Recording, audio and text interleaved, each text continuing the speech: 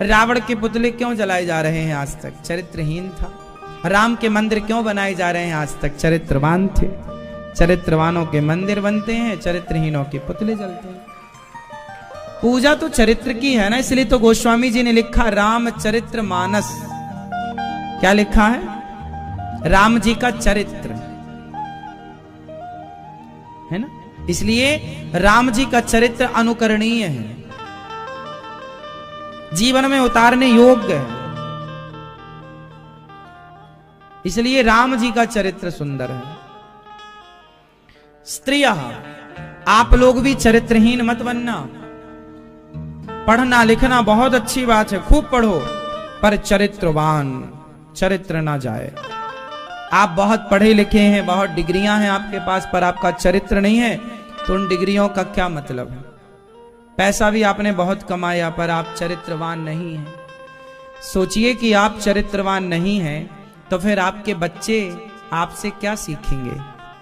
व्यक्ति को अपना चरित्र इतना श्रेष्ठ तो बनाना ही चाहिए कि बच्चों को किसी और से ना सीखकर अपने माँ बाप से ही सब कुछ सीखने को मिल जाए। आपके बच्चों के जो प्रेरणा है ना, वो आपसे ही उनको मिले। आप अपने बच्चों के लिए प्रेरणा स्रोत हों।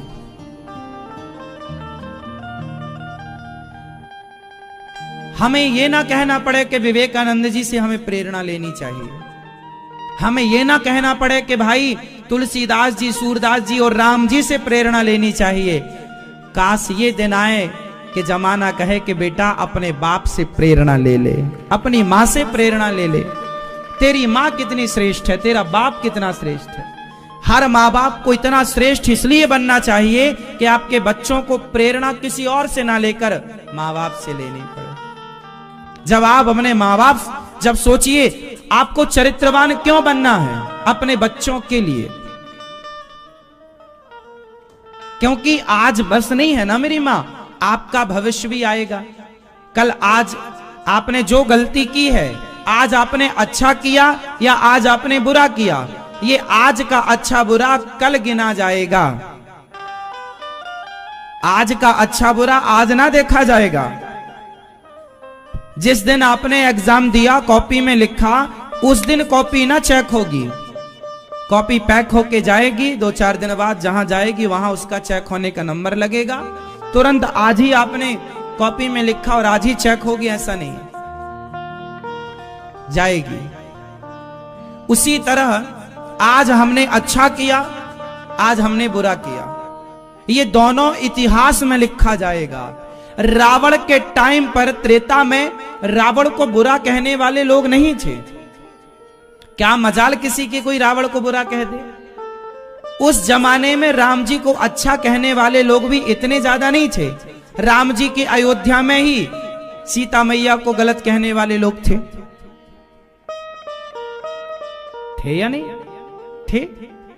तो राम जी के समय पर राम जी को कितने लोगों ने अच्छा कहा, और रावण के समय पर रावण को कितने लोगों ने बुरा कहा। उस समय पर तो कुछ नहीं था,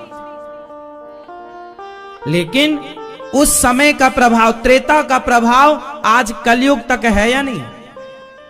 बोलो हाँ। त्रेता का प्रभाव कलयुग तक है या नहीं? रावण त्रेता में था, त्रेता के रावण का प्रभाव इस कलयुग तक है, और त्रेता के राम का प्रभाव किस कलयुग तक है। उसी तरह आज आप जो करेंगे 100, 200, 500 साल तक आपके किए का प्रभाव रहता है। भगवान का प्रभाव तो युगों तक चला, पर हमारा जाने के बाद भी प्रभाव रहेगा। अच्छा करके जाओगे तो अच्छा प्रभाव रहेगा, बुरा करके जाओगे तो बुरा प्रभाव रहेगा। लोग कहेंगे फलाने ने तो ऐसा किया, अच्छा किया तो अच्छा कहेंगे।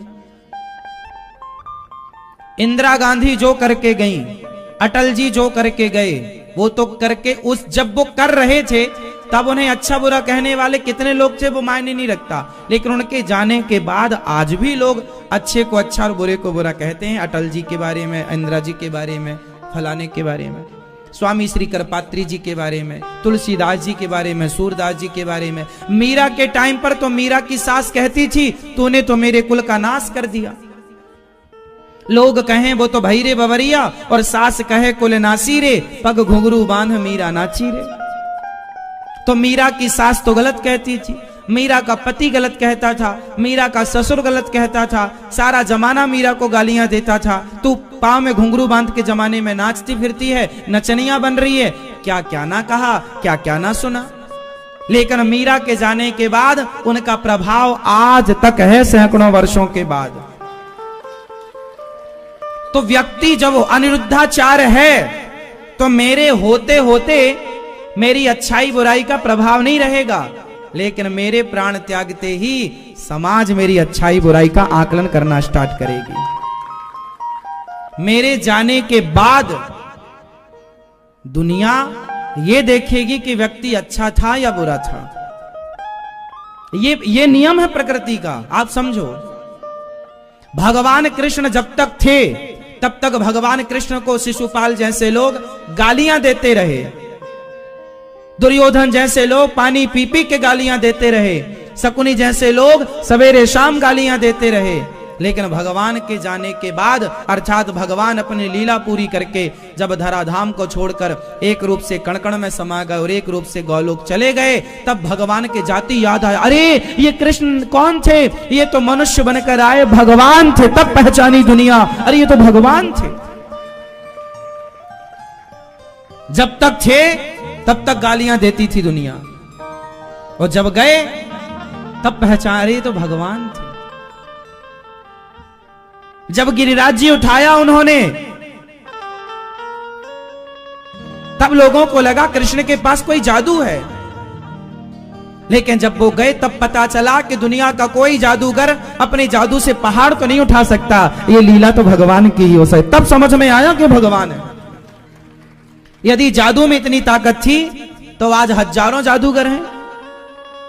उसके बाद बहुत जादूगर हुए, आज तक तो किसी जादूगर ने पहाड़ नहीं उठाया।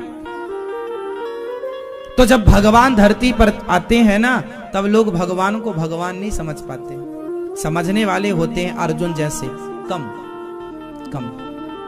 एक बात बताएं, कुंती बुआ को भी आखिरी में समझ में आया कि ये कृष्ण भगवान है, वरना सारी जिंदगी तो भतीजे ही मानती, मेरा भतीजा है, मेरा भतीजा है। द्रौपदी को बाद में समझ में आया कि कृष्ण भगवान है, वरना मेरा भाई है, मेरा भाई है। अर्जुन को भी महाभारत में समझ में आया कि ये कृष्ण भगवान है, वरना तो मेरा सखा है, मेरा मित्र है। हाँ या ना?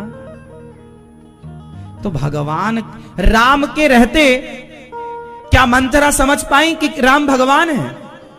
बोलो, समझ गई होती तो मंथरा ने जहर क्यों घोला होता? क्या कैकेयी समझ पाई कि राम भगवान है? क्या रावण समझ पाया कि राम भगवान है? पर विभीषण समझ गए। सुग्रीव नहीं समझ पाया कि ये भगवान है, पर हनुमान जी समझ गए। बाली नहीं समझ पाया कि ये भगवान है, लेकिन शबरी समझ गई। केवट समझ गया, जटायु समझ गए, लेकिन अयोध्या के लोग नहीं समझ पाए। अयोध्या के लोग समझ गए होते तो राम पर सीता पर उंगलियां खड़ी कभी ना करते। बोलो हाँ या ना? भगवान श्री कृष्ण द्वारिका के राजा बने तो वहां एक सत्राजित नाम के एक सज्जन थे। उनके पास एक मणि आई, का मणि। तो उस मणि को उनके भाई पहनकर जंगल गए, तो जंगल में उनके भाई को मार दिया यक्षराज ने। तो उन्होंने भगवान पर आरोप लगा दिया कि कृष्ण ने हमारी मणि चुरा ली। भगवान श्री कृष्ण पर क्या आरोप लगा दिया? कि मणि चुरा ली। फिर भगवान गए, जामवंत जी की बेटी के पास वो मणि थी, जाम्बवती से विवाह किया, मणि लेकर आए। जामवंत जी को युद्ध में संतुष्ट किया, मणि वापस की।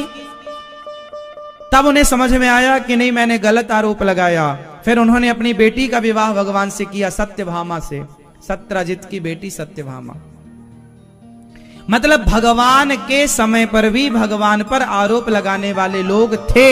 यदि राम के टाइम पर राम जी पर आरोप लगाने वाले लोग थे, कृष्ण जी के टाइम पर कृष्ण जी पर आरोप लगाने वाले लोग थे, तो आज कलयुग में कोई भगवान पर आरोप लगाए तो कौन सी बड़ी बात है। क्योंकि भगवान को लोग तब नहीं समझ पाए थे त्रेता और द्वापर में, तो इस कलयुग में भला कितना समझ पाएंगे। व्यक्ति के रहते व्यक्ति का सम्मान नहीं होता मेरी माँ।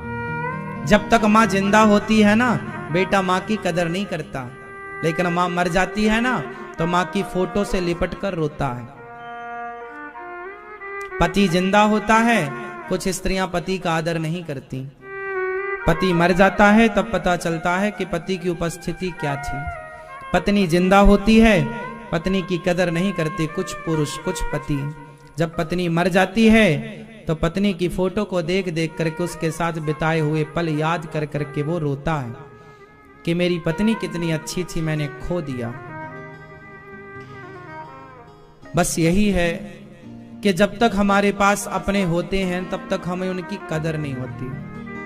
जब वो हमसे दूर हो जाते हैं तब पता लगता है कि कीमत क्या थी। इसलिए हम आपसे बस एक बात कहेंगे कि कोई आपको भले बुरा कहे या कोई अच्छा कहे, कोई अच्छा कहे तो भी ध्यान मत दो, कोई बुरा कहे तो भी ध्यान मत दो। आप अच्छा काम करते चलो, क्योंकि आपके द्वारा किया गया आज अच्छा या बुरा आने वाले वक्त में लोग देखेंगे कि आपने क्या अच्छा किया क्या बुरा। जो आज किया है वो कल के लिए इतिहास बनेगा। आज का किया आज कोई वैल्यू नहीं है उसकी, लेकिन आज के किए की इतिहास में जब चर्चा होगी तब उसकी कीमत होगी। इसलिए कुछ ऐसा कर जाना आप लोग कि आप को लोग अच्छे में याद करें, आपके बच्चों को प्रेरणा किसी से ना लेनी पड़े, आप ही पर्याप्त हों उनके लिए। कुछ ऐसा का इसलिए हम आपसे बार बार कहते हैं चरित्रवान बनो। आप यदि चरित्र से गिर गए तो आपके बच्चे आपसे क्या सीखेंगे। और एक बात बताएं, आप चरित्रवान हो या नहीं, आप मुझे मत बताओ। आप दर्पण के सामने खड़े हो जाना, आईने के सामने अपने आप को देखकर अपने आप को जवाब देना। क्योंकि आप जमाने से तो झूठ बोल सकते हैं, क्या खुद से भी झूठ बोल सकते हैं? अपने से सच बोलना और अपने को बताना कि आप कितने अच्छे हैं और कितने बुरे हैं। कहा आपने गलती की, किसकी गलती थी? हम दूसरों की गलतियां ना देखें कि तुम ना। समझदार वो नहीं होते जो दूसरों की कमियां देखते हैं, समझदार वो होते हैं जो स्वयं की कमियां देखते हैं और स्वयं की कमियों को ठीक करते हैं। हम दूसरों को बेहतर क्यों बनाएं? स्वयं को बेहतर बनाएं। हम दूसरों को क्यों देखें? हमें क्या फायदा आपको देखने से? हम स्वयं को देखें कि हम कहां हैं। हम आपको गलत क्यों कहें? हम खुद को भी तो गलत कहें कि हम भी तो गलत हैं। बुरा जो देखन मैं चला, बुरा ना मिलिया कोई, जो दिल खोजा आप ना हमसे बुरा ना कोई।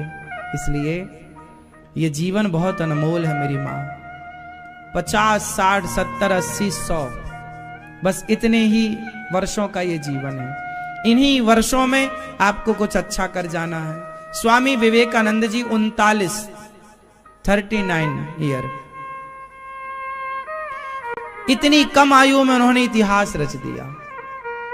जाने के सैकड़ों वर्षों बाद भी लोग उन्हें अपना आदर्श मानते हैं। आयु मायने नहीं रखती मेरी मां। अनिरुद्धाचार्य 100 साल जिए या 40 साल जिए, फर्क नहीं पड़ता। हम कुछ ऐसा कर जाएं कि हमारे द्वारा किया गया कार्य समाज उससे प्रेरणा ले, समाज सीखे। अब वो कार्य चाहे हम 30 साल में कर जाएं या 100 साल में भी ना कर पाए, उम्र मायने नहीं रखती। मुझे बहुत तसल्ली है कि यदि अब मृत्यु आई भी तो मैं मरूंगा बहुत सुकून से, कि मैंने मानव का शरीर यदि लिया है भगवान से तो लिया जो था उसके बदले मैंने बहुत कुछ दिया है। समाज को क्या दिया? आपको प्रेरणा दी, माँ बाप की सेवा करने की प्रेरणा। कथा सुनाकर हजारों लोगों की शराब छुड़ाई है, हजारों लोगों का मांस छुड़ाया है, हजारों लोगों को एक अच्छा इंसान बनाने की प्रेरणा कथा से मिली है। मुझे बहुत सुकून है